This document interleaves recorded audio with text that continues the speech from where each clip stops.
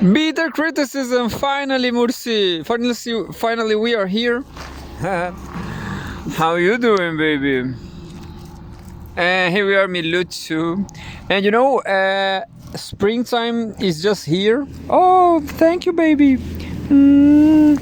And with the spring, we have ticks, of course. If you don't know anything about dogs, if you have any experience about dogs, you'll know this is a it's like a harvest. We are harvesting, we are cultivating some ticks. And Tommy too. How are you doing, Tommy? Can you see I just take some ticks from Tommy? Luckily, with some luck, we'll see a tick right here. Where are the ticks? Ticks! Where are you? Well, Tommy have to be with me. We're here in the studio. And there, well, here we go with bitter criticism. Regular show at night. Well, I couldn't make this show early because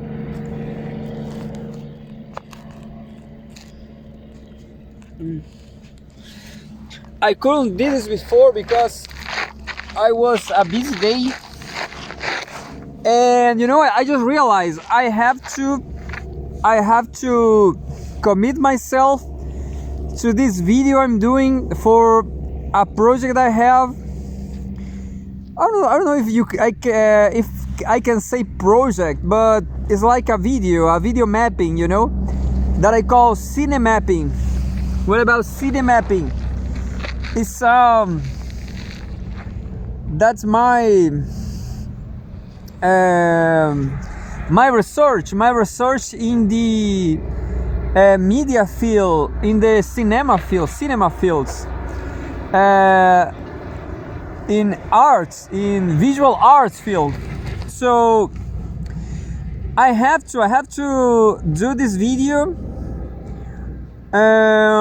What I'm doing is I'm using these dogs as actors and actresses, and just taking off the sound from using these cell phones as cameras, and taking the sound off, and I'm putting dialogues generated with AI, like with accents. There's a lot of things nowadays, you know. You can do this. You can you can generate some audios from texts. So, and that's what I'm doing. But I'm facing some problems. I'm facing some technical problems, but I have to do it. I have to see the way to do this. And well, I guess I'm going to read all of from Pepe Escobar Telegram. It's a very nice community on Telegram. Actually, I don't like much Telegram. I don't, you know, the only account I research on Telegram is Pepe Escobar's. Only Pepe Escobar's. Well, I've been reading some poetry. I will show you some poetry I wrote about Brazil. As you know, I was living in Brazil, and well, I like it. I guess Brazil is so appealing for everybody. You have some opportunities in Brazil, and that's why you feel great about Brazil. If you stay there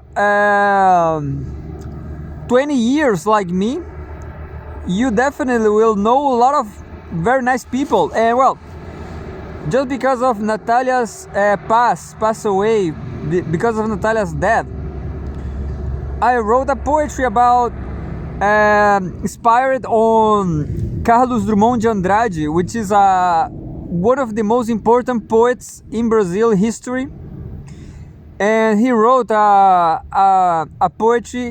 poem called Quadrilha, which is like quadrilha is like a criminal association. Or no, quadrilha means a criminal association, like a gang. But a gang.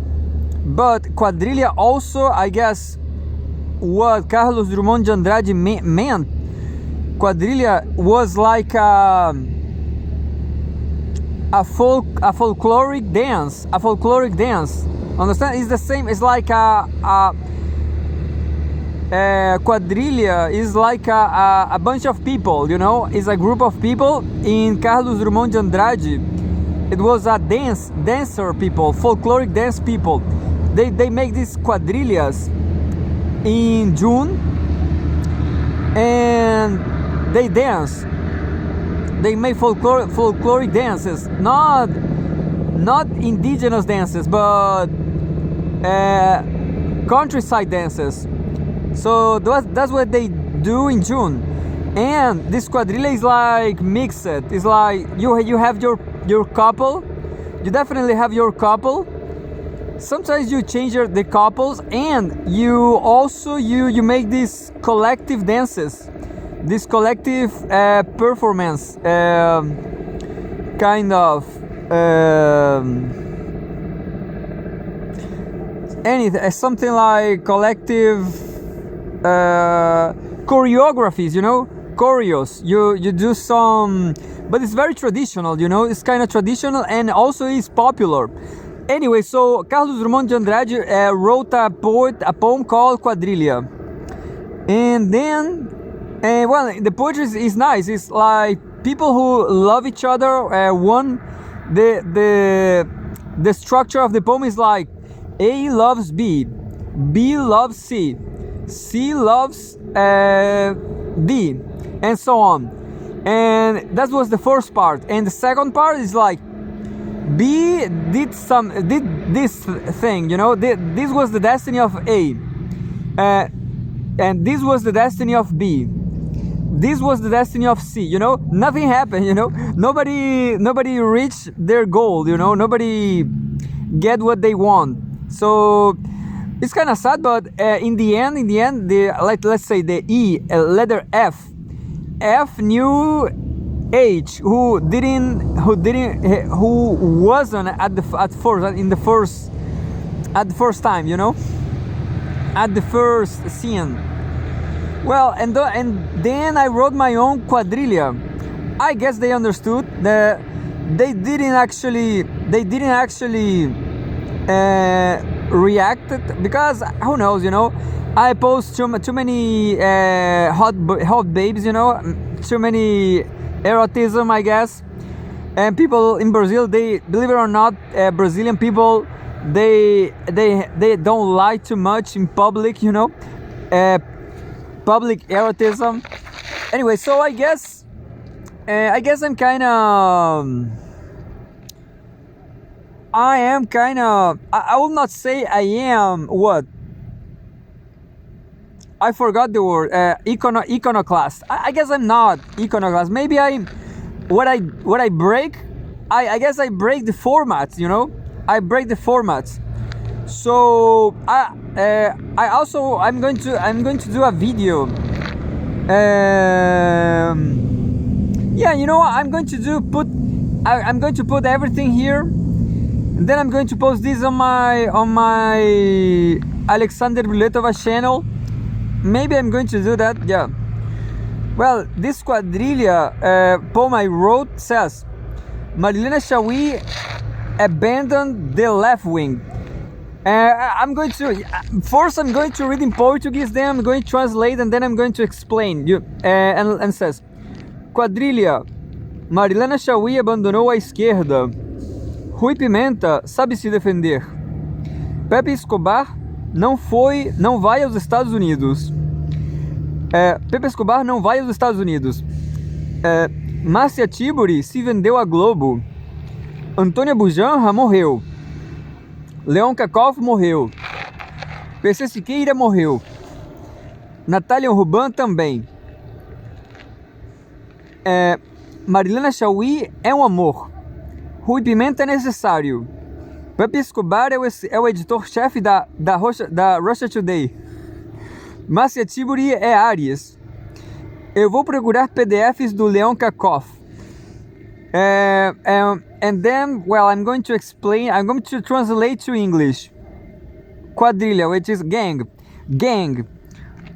Marilena Chauí abandoned the left wing. Rui Pimenta knows how to defend himself.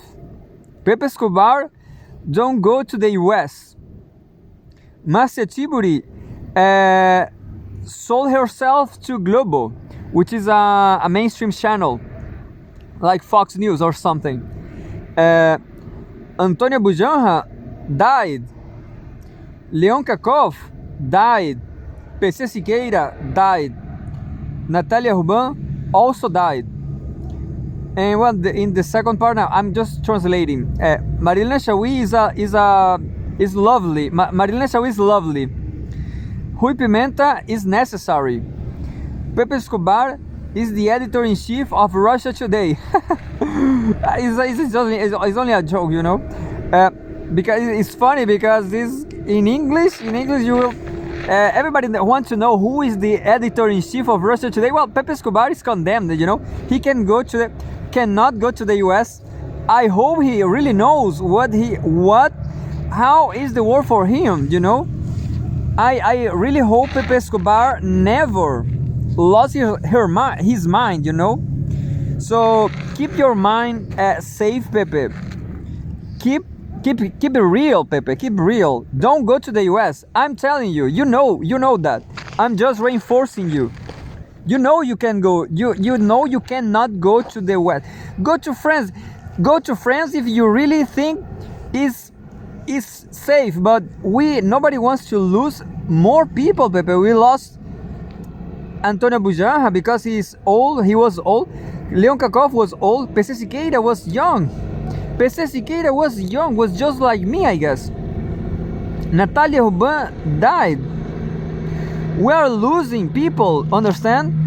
We are losing people in Brazil. We are losing very important people for the left. For the left. Anyway. And then I just said Pepe Escobar is the editor-in-chief of Russia Today. And don't go to the US, Pepe. Anyway. Márcia Tiburi is Aries. Well, this is a joke. It's only a joke. Well, you know, I saw Márcia Tiburi today, you know. I saw her on TVT. She made an interview. She is releasing a new book. She writes a lot. I read a book about her. I guess I saw her on Instagram too. Right now, Márcia Tiburi, she organized women. You know, she's like a dirigent. You know, I don't say a leader of women movement. You know, she organized is one of them. You know. Yeah, so she's right. She's okay. All right. And well, but I guess my take on Márcia Tiburi and Natalia Ruban, which unfortunately died, they have very talented communication skills, you know. And there was upon a time Brazilian TV was full of TV show programs, you know, very very funny ones. How I actually never saw Hebe Camargo, never. Sometimes I saw Casos de Família, family cases. What about that? A very tricky program. Family. It was very, very. I guess in the US there's programs like that. You know, people who has some familiar problem, they go to that show and it's kind of wrong. You know, they are wrong programs, but everybody loves to see this kind of problems, you know, people's problems. Anyway, and well, in the end I said I'm going to research Leon Kakov's PDFs, and yeah, because of my options in life, you know. So yeah, maybe Marcia Chiburi maybe is a regular writer, a good writer maybe. Pepe Escobar also, I want to tell you this. I don't read Pepe Escobar because I take this cinema option, you know. I take this option to cinema and visual arts, and that's my option, you know. I have to commit to this. And also Pepe Escobar has his own channel. He's always making giving interviews on YouTube. So I don't need that. That's the reality. The truth is, I don't need to read Pepe Escobar to know. I just need to go to YouTube, you know, and Telegram, and that's what I'm doing now. So that's the explanation of and now the explanation. Yeah, no, I guess I explained everything. So Marilena Chaui is a great philosopher, a great, you know, why all these people are so great? Well, first of all, they are good people. They are good people, and second, they are from the left. Some of them are more to the left than others. The only guy I really don't know, I really don't appreciate is PC Siqueira, but I just knew that Natalia Ruban was PC Siqueira's girlfriend, and then they both died. They both died. So Brazil is a danger country. No, Natalia Ruban was not in Brazil, you know. It's kind of tragic, you know. Brazilian people, they are kind of too risky, too, I don't know, some things happen to them, you know. They are always dying, like Ayrton Senna, or maybe everybody dies, but I guess Brazilian people, they have more famous deaths, or I don't know, who knows. Well, Marcia Chiburi is a very, very good writer and a very good teacher too. She was important on Spinoza. Because of algorithm, I guess I saw some news in Spanish about Spinoza, but she is the specialist. She's kind of old now. So we have here people from different generations in Brazil. And you know, Brazil is a very huge country with a lot of people there. But I guess, I don't know why, but they have more interesting people in Brazil, you know. All these people I said here, for me they are kind of jewelry. For me they are very special. And I guess what is more important is that Brazilian future, which is not easy, depends on these people, depends on these left-wing people. Depends, you know. And the dramatic thing is that times go by and people die, you know. People die because of age. Because of age. You know, I hope not. I hope never happen. But some I guess Marilena Chaui is kind of old. You know, sometime in 30 years, I hope Marilena Chaui will die. Rui Costa Pimenta also is so necessary, as I wrote here. Maybe I'm doing all wrong at making this show on English, but he's so nice too, you know. On the left, on the ideology, on the Marxism. That's why he's so important, because of Marxism. Unfortunately, in Chile, nobody believes in Marxism. It's just demagogy, you know. Nobody. Well, the most important figure is Daniel Jadue, and he's kind of shy now because he was in jail, and I don't know. I guess that's it. Antonio Bujanra was a very important director of theater, a very important, I guess, my opinion, my lonely opinion. He made great TV. He made great TV programs. of interviews and provocation. The name of the show was Provocations. What about that? Leon Kakov also died naturally. He was how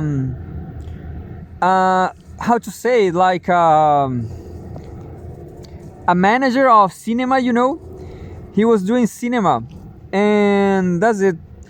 I guess he died because I guess he didn't die so old, but I really, from all of them, the Leon Kakov was where the one I admired the most, because he was so smooth. See, he was so nice.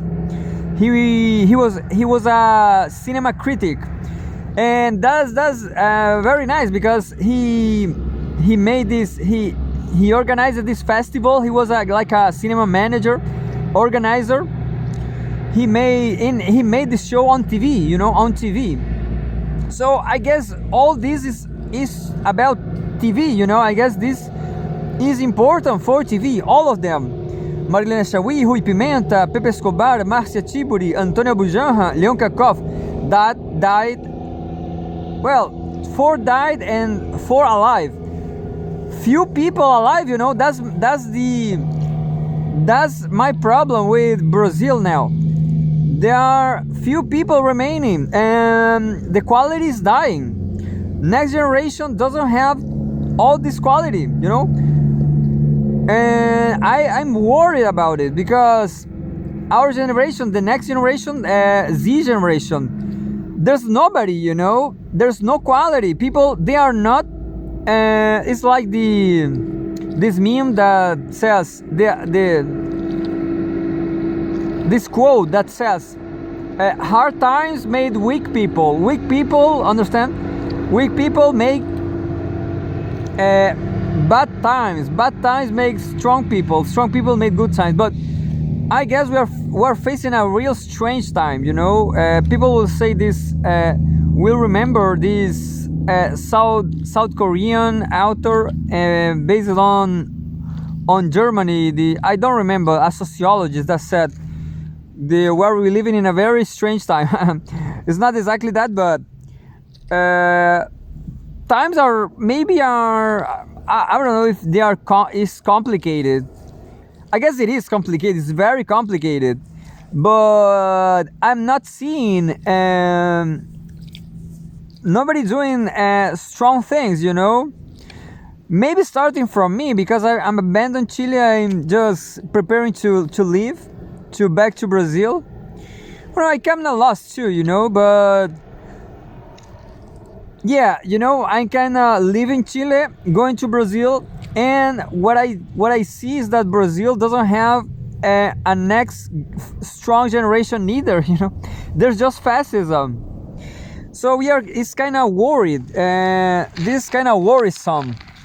I tried to find actually Leon Kakov's PDFs, this cinema organizer, to study, but I didn't find. And well, but I have met some interesting people right here in Chile, even beautiful ones related to this area, to cinema. And what else? Yeah,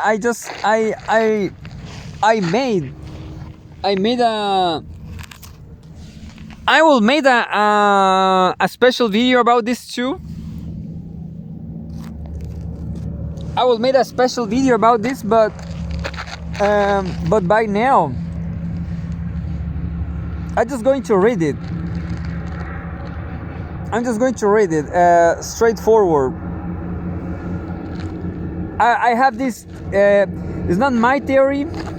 It's a theory from Sapir-Whorf, 2 guys. I don't remember if they knew each other. I don't remember.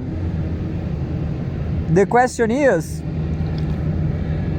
I guess this is a very interesting theory, and as you know, I'm making this channel to practice English, and that's what I do, and I'm doing fine. I mean, it's paying off, I guess, because I always publishing, I'm always practicing my English, and my English is kind of improving, is improving, and I'm realizing without never ever being live without with never have lived with never having lived in an English speaking country. Even though I always listen in podcasts in English and always reading, I live like in a bubble, So in these conditions, I'm realizing phonetic issues like how to pronounce the words, how to press the strand on the words, how to use which are those phonemes, which phonemes are those, understand? So sometimes I guess my English, some phonemes I use just the same phonemes as Michael Hudson, for example. It's very funny because I never been any place like with those people and I just realized something very interesting from Sapir-Whorf and myself, Bruletova. It's not Bruletova, but I don't care, I just don't care. Maybe I'm biased, I'm not a neutral. I'm not even a researcher, but I guess this definitely is something. Look, as everybody knows, I will explain what I found. Everybody knows that in English, I made a research on ChatGPT, but how to use. I guess it's valid, ChatGPT research, quick research, factual. ChatGPT factual research is even visual. It has some very nice visual organizations, and that's what I did. Look, I made this research on ChatGPT, and I asked ChatGPT something like a comparison between. I'm going to shed some more light here. Yeah, more light. I watched some porn videos. I'm sorry. Look, and says, I asked ChatGPT something like, tell me make a comparison between the adjective order, the adjective orders between English and Spanish. So that's what I did. Look, adjectives and noun placement, and says adjectives and noun placement, and says, well, now is too much light. And as everybody knows in English, that adjectives usually come before the noun. Like, for example, the beautiful girl. Beautiful is the adjective, and a large house. Can you see? A large house. So that's no news there. Everybody knows that. And in Spanish, in the Spanish side, adjectives generally come after the noun.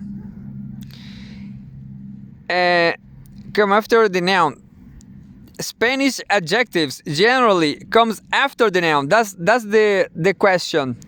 So this is a very simple detail, a very simple detail between the two languages. In English, the adjective comes before the noun, and in Spanish, the adjective comes after the noun. In the same example, the beautiful girl is la chica hermosa. So it's like the girl beautiful, The girl beautiful doesn't sound like English. Understand? Doesn't sound like English. And in the second example, a large house, una casa grande, or if we translate literally, I will say literally, a house large. So a large house that's not English neither, but that's fine. But the question is, in English, if you have more than one adjective, more than two adjectives, there's a special order to make this, and I found this order someplace around here. Look, but there are still some common patterns. Here's a typical order for adjectives in Spanish.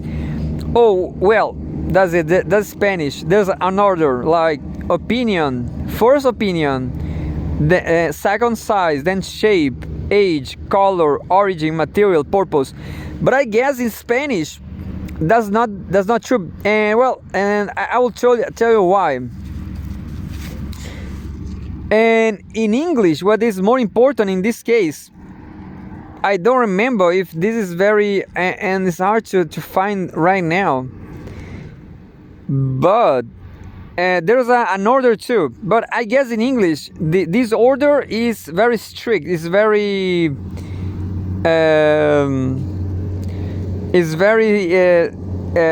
straight. It's very straight. So first opinion, second size, third shape. Let's compare. So it's kind of the same thing. In Spanish, opinion, size, shape. English, opinion, size, shape. And then age, color, origin. Age, color, origin. Material, purpose. Yeah, material, purpose. So this is the order of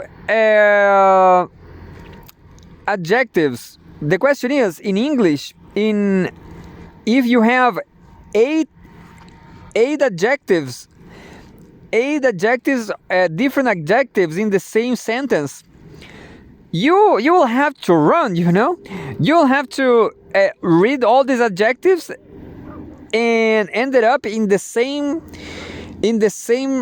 breath. Understand? In the same breath, because that's how the sentence works. In English, it's very common. If you are not a native speaker, you definitely will have problems. But you never know what's ahead in English sentences, and that's kind of tricky because you always have to start fast. And I'm just going to read this. Look, and my Instagram, I said Sapir-Whorf-Bruletova philosophical adjectives hypothesis. Why Sapir-Whorf? Because Sapir-Whorf, this guy, he were two guys actually. They said languages. I forgot to research this thing, but tomorrow I will research the or maybe I will try to do it by the cell phone, but who knows. So Sapir-Whorf said basically languages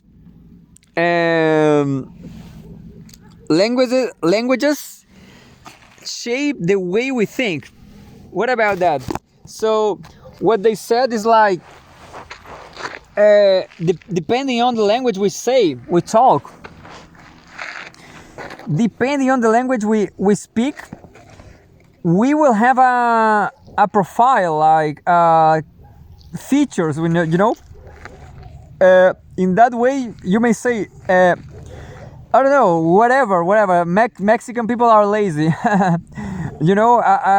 Wokis will cancel this video, but etc. English people, they are practical or something. But that's I guess that's maybe it's too sensitive. Maybe it's hard to prove that. But this, what I found, is kind of very objective. Look, because of what I just said. When you read a sentence in English and you have two adjectives. The adjectives comes first. In order to read the sentence right, you have to read two adjectives and one noun, isn't it? So doing this, what happened? I'm just going to read now. Sapir-Whorf-Bruletova, philosophical adjectives hypothesis, and a second subtitle, like a second title, maybe, because this is just Instagram. This is just Instagram, but I guess this is valuable. In Brazil, I guess, in Brazilian Academy. Anyway, Sapir-Whorf philosophical grammar hypothesis, not grammar philosophical hypothesis. As you can see in the improvised example, and not example improvised, just a joke. There's a very basic rule in English grammar, contrary to the equally very basic rule in Spanish, about the order of nouns and adjectives. In my opinion, even though in English the adjectives comes prior to the noun is still the most important element in the sentence. Apparently, the order question doesn't matter, but I guess there is a great cognitive aerodynamics in English, because in order to read correctly a long sentence with more than one adjective, it's necessary to start fast to be able to reach the noun. Just what I said. In Spanish, on the other side, you say first the noun, like the dog. The dog. Well, in Spanish you say el perro gordo y viejo. But I guess this tendency in Spanish is to forget the adjectives, you know? If you say you forget that you just, maybe the informations are not important, you know? That's this kind of, well, I'm kind of racist against myself. But the question is, I guess in Spanish, I will read to the end. In English, the adjectives comes prior to the noun. The noun is still the most important element in the sentence. Apparently, the order question doesn't matter. But I guess there is a great cognitive aerodynamics in English, because in order to read correctly a long sentence with more than one adjective, it's necessary to start fast to be able to reach the noun. In English, it's still important the noun, but the adjectives, features, modifiers come first, with a guarantee highlight and not highlight guaranteed. That was exaggerated. In English, it's still important the noun, but the adjectives, features, modifiers come first, with a guarantee highlight. So what I said, what I mean is that, of course, the noun is still important in English, like the strong big dog. That's the correct way to say it. The strong big dog. So of course you you don't need to say the strong big dog. But if you say these adjectives, people will realize you are talking about a strong big. People will have to think about it. To think about size. To think about strength. Understand? So people have to think more in English. That's what I guess. And well, going further, why I guess making savage linguistics. Maybe English people, they have to for the four centuries ago, they have been fighting stronger, you know. So this looks like a fighter language, like fighters. They are always fighting, you know, and that's it. They are like, they are committing themselves to the communication to give real good information, you know, more information, precise informations in English, because in English it's still important the noun, but the adjectives, features, modifiers come first, with a guarantee highlight and not highlight guarantee. That was exaggerated. Focus on process, actions, action dynamics. In the field of philosophy, dynamics are covered by Hegel. In the field of philosophy, dynamics are covered by Hegel, Socrates, maybe Heidegger, and the dialectical wagon. A quick sentence start is essential in English sentences to read it correctly. That was kind of mess. In Spanish, noun comes first and then the adjectives. I'm a severe critic of Latin people, and I guess I just found a calcified, crystallized grammatical condition the noun at the end, that keep mandatorily Latin people thinking in essential manners, platonistically, maybe perhaps Kantianly. But I guess the Kantian noun can be material. Well, Kant I guess is not essentialist or existentialist. Kant is like Kant sounds like, because contractual something.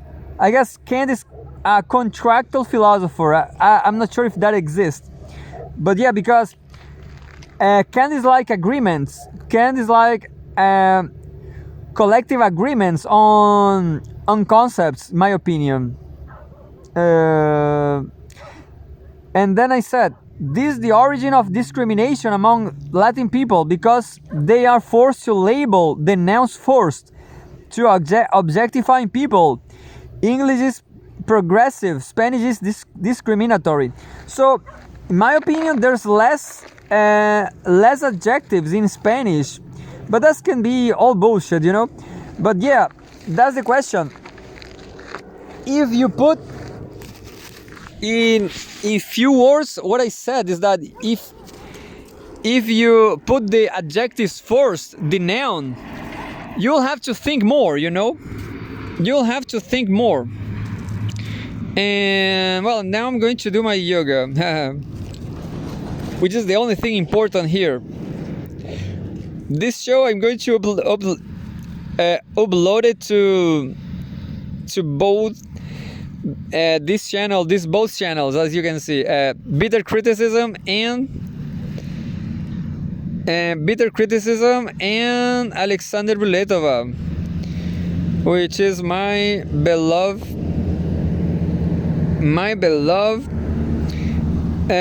Russia, from my beloved Russia. And where's the? I'm going to put again this. I guess it's not that great, but I didn't listen. I still didn't listen the Daniel Jadue interview.